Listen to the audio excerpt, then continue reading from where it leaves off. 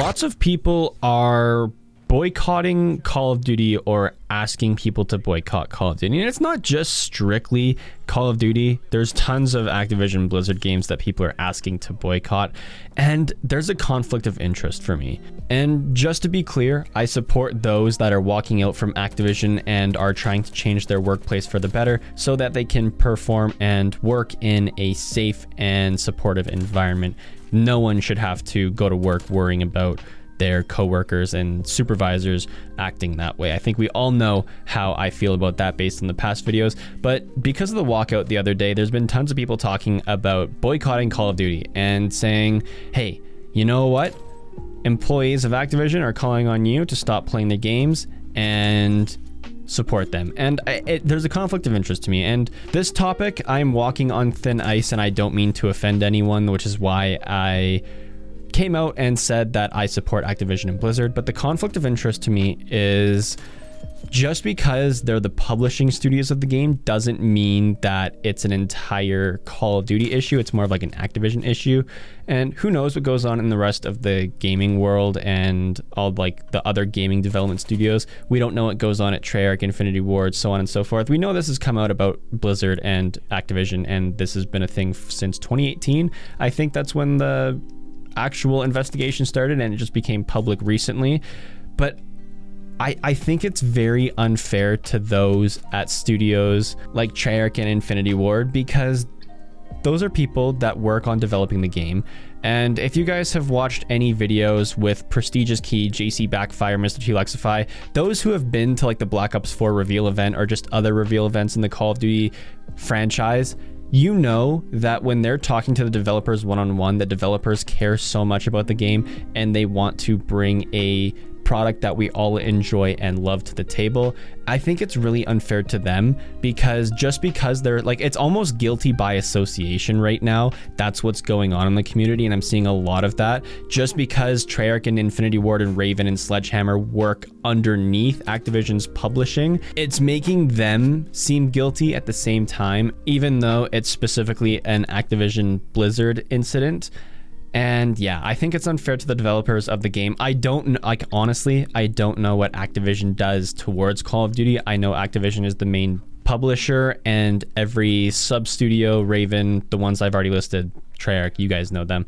Though those are like sub companies within Activision that have no connections with the Activision workplace. Like the people that work at Treyarch, Infinity Ward, and Sledgehammer don't actually work at Activision headquarters, so all the issues happening at the Blizzard Activision headquarters don't happen at the sub studios, right?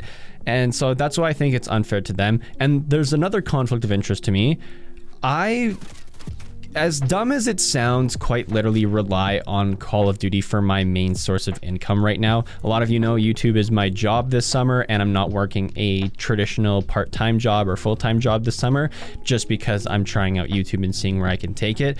But for YouTubers like me, it's hard, because if I boycotted Call of Duty and if I stopped playing it outright, my viewership would drop. And as much as I would love to make videos on other games, I really enjoy making videos on Call of Duty, and it's what I love and really enjoy to do. So the conflict of interest comes where I want to support Activision Blizzard, and I do support them. And I don't mean I support the CEOs. I support the victims of what happened, and I support those asking for change. And I think justice should be obviously served, but it's such a weird conflict of interest for me. And I know other Call of Duty YouTubers are in the exact same spot, because we don't want to support what goes on, but we also have to find a way to make money somehow. And sure, I definitely could post other games, and I definitely plan to in the future when I'm comfortable, but Call of Duty is just something I rely on to make videos on.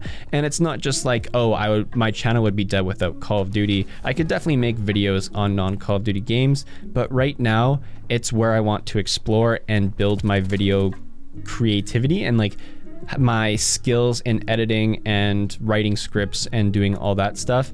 So that's where the conflict of interest to me is. I completely understand why they're asking people to boycott Call of Duty and other Activision titles. It must be super difficult to be in their situation where in a workplace scenario, the people superior to them, whether that's a supervisor, manager, or CEO executive role, it must suck being in the position as just an everyday worker, whether that's someone that works in an office, a coder, a developer, and having all of this go on. Because there's, as I said in the very first topic video that I covered this lawsuit in, there is going to be people that work at Activision Blizzard that are going to be 100% innocent and might not even have known this went on at all, and they're still going to be blamed for it because they work for, it's, once again, it's that guilty by association.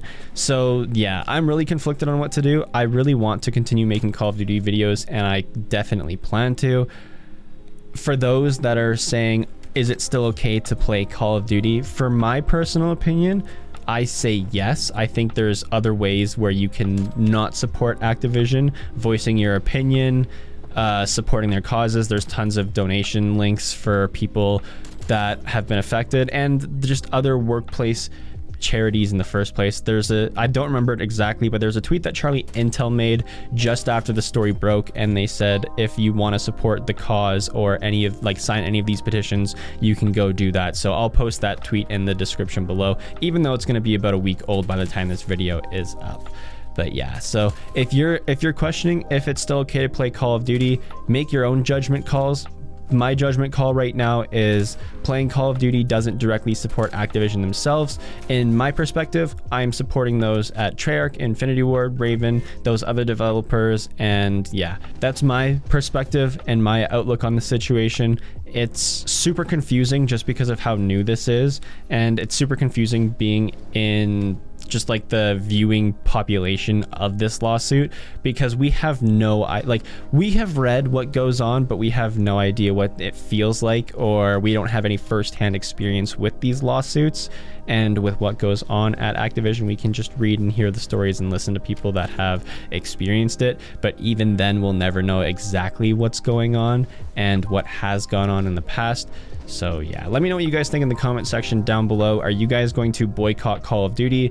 Do you think there's better ways to go about supporting those that have been affected by this, and better ways to boycott Activision? Personally, in my opinion, it's a very gray area, because let's say that your favorite movie is by Warner Brothers or the Warner Bros. I don't know what their company name is nowadays, but let's just say that there's like an executive issue at Warner Brothers Studios where there's misconduct at work and sexual assault at work and all these things that have gone on, and all of a sudden people are asking to boycott Warner Brothers, but your favorite movie happens to be a Warner Brothers movie. Are you just not allowed to watch your favorite movie ever again? Sure, there might be some awkward thoughts when you do watch it, like, hey, this was made by a publishing studio or a film studio where some of this happened, but it's not every single person is involved. There's tons of people in a 1,000-person workforce company that aren't involved and that won't know. Anyway,